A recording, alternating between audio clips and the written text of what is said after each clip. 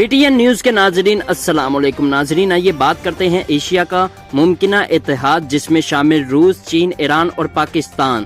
بھارت دنیا میں پھر اکیلا پڑ گیا، پاکستان مضبوط سے مضبوط تر ہوتا جا رہا ہے۔ اور بات کرتے ہیں روس اور پاکستان کے بہتر ہوتے تعلقات، پاکستان کو کیا فائدہ ہوگا۔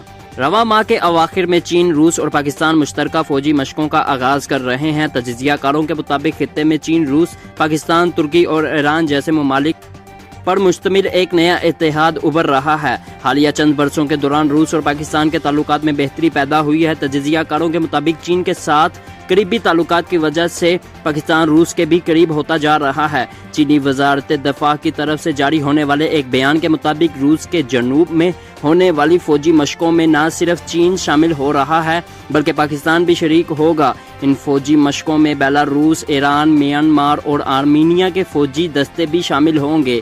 21 سے 26 مئی تک جاری رہنے والی ان مشقوں میں میدان جنگ میں کنٹرول اینڈ کمانڈ کے ساتھ ساتھ دفاعی حربوں پر توجہ مرکوز کی جائے گی۔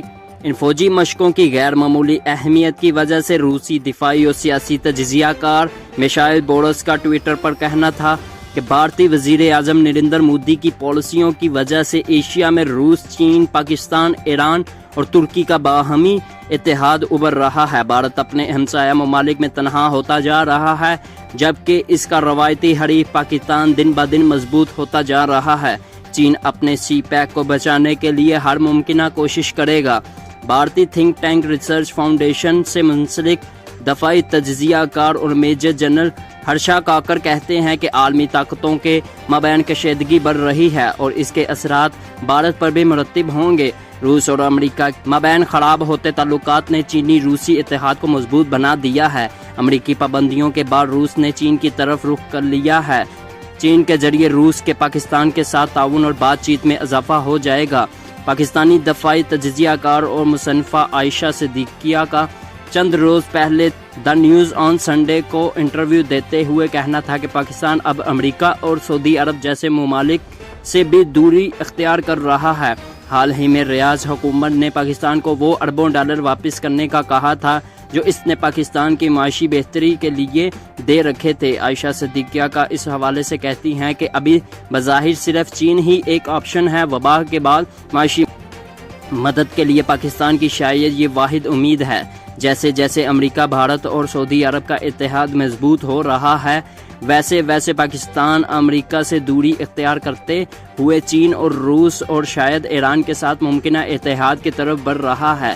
دفاعی تجزیہ کار ہراشا کاکر کہتے ہیں کہ روسی صدر پوٹن اور ان کے چینی ہم منصب صدر شی جن پنگ دنیا کے دو طاقتور لیڈر ہیں اور ان کے اپنے ملکوں پر گرفت بہت مضبوط ہے۔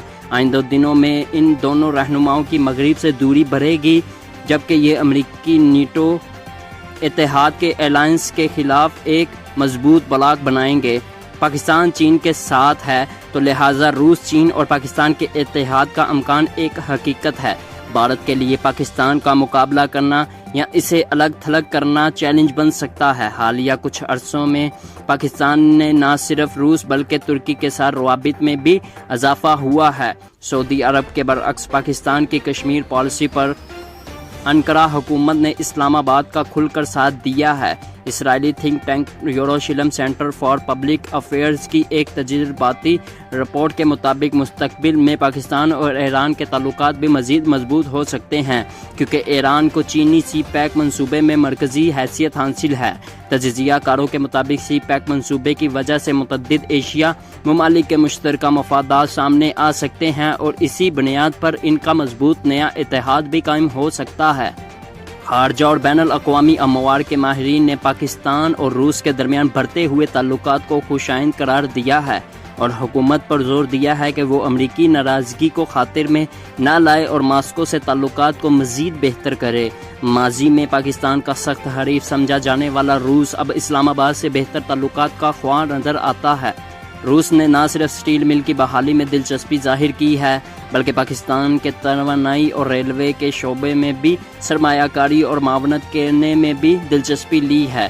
حال ہی میں روس کے ایک تجرباتی وفد نے وزیر تجارت اور صنعت ڈینس مینڈور کی قیادت میں پاکستان حکام سے ملاقاتیں کی اور دونوں ممالک کے درمیان تعاون بڑھانے پر زور دیا۔ اس سال کے شروع میں روس نے توانائی کے پاکستانی شعبے میں $14 بلین کی سرمایہ کاری کرنے کا وعدہ کیا تھا۔ حالیہ ملاقاتوں کے پیش نظر یہ امید کی جا رہی ہے کہ روسی کمپنیاں کراچی سے لاہور تک گیس کی پائپ لائن بچھائیں گی، جبکہ دونوں ممالک دفاعی شعبے میں بھی تعاون بڑھائیں گے۔ اقوام متحدہ کے لیے پاکستان کے سابق سفیر شمشاد احمد خان نے اس امر کو خوشائند قرار دیا ہے۔ ان کا کہنا تھا کہ سر جنگ ختم ہوگی اور اب ہمارے روس سے تعلقات بہتر ہونے چاہیے۔ ہمیں اس کی پرواہ نہیں کرنا چاہیے کہ نئی دہلی اور واشنگٹن میں اس کا کیا رد عمل ہوگا، اور روس سمیت خطے کے تمام ممالک کے ساتھ بہتر تعلقات رکھنے چاہیے تاکہ خطے میں امن و استحکام آ سکے۔ کئی ناقدین کا خیال ہے کہ سرد جنگ کے دوران پاکستان نے مغرب کی محبت میں بلا وجہ روس سے دشمنی مول لی۔ اسلام آباد نے سیٹو اور سینٹو کے جیسے مغربی معاہدوں کو حصہ بن کر ماسکو کو اشتعال دلایا، اور ایک مرحلے پر سوویت روس نے پاکستان کو عسکری طور پر نشانہ بنانے کا سوچا۔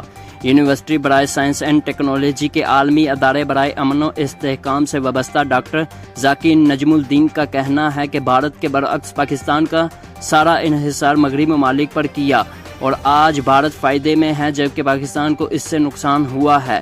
DW سے گفتگو کرتے ہوئے ڈاکٹر ذاکر نجم الدین نے کہا، پاکستان کو اپنی غلطی کا احساس ہو گیا ہے اور وہ کسی ایک بڑی طاقت پر انحصار نہیں کرنا چاہتا۔ اسلام آباد کو معلوم ہے کہ روس کا جھکاؤ اب مشرقی ممالک کی طرف ہو رہا ہے، اور اس نے اپنے سیکیورٹی دستاویز میں بھی اس جھکاؤ کا اظہار کیا ہے۔ لہٰذا پاکستان اس صورتحال سے فائدہ اٹھاتے ہوئے روس سے بہتر تعلقات قائم کرنا چاہتا ہے۔ دونوں ممالک کے درمیان فوجی مشقیں بھی ہوئی ہیں، جبکہ دفاع کے معاملے پر بھی دونوں ممالک میں بات چیت جاری ہے۔ روس کا کئی علاقائی تنظیموں میں اہم کردار ہے۔ پاکستان افغانستان میں امن و استحکام چاہتا ہے، اور پاکستان پالیسی سازوں کے خیال میں استحکام کے لیے روس بہت اہم کردار ادا کر سکتا ہے۔ مغرب سے صرف شمشاد احمد خان کو ہی گلہ نہیں، بلکہ پاکستان کے دفاعی تجزیہ نگار بھی مغرب سے نالا نظر آتے ہیں۔ تجزیہ نگار جنرل ریٹائرڈ امجد شعیب کا کہنا ہے کہ مغرب نے ہمیشہ صرف زبانی جمع خرچ کیا ہے۔ اس معاملے پر اپنی رائے دیتے ہوئے انہوں نے DW کو بتایا کہ مغرب کو ہماری قربانیوں کا کوئی احساس نہیں ہے۔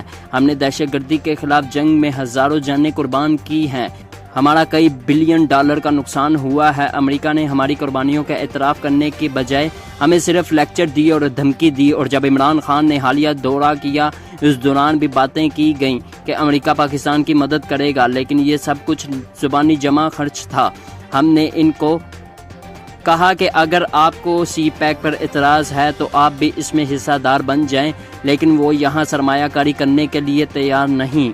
تو ایسی صورتحال میں پاکستان ہر اس ملک کی طرف دیکھے گا جو پاکستان کے دفاعی شعبوں کی صلاحیت کو بڑھا سکے اور پاکستان کی مالی مدد کر سکے۔ دوستو ہمارے چینل کو سبسکرائب کر دیں تاکہ ہماری آنے والی ویڈیوز بر وقت آپ تک پہنچتی رہیں۔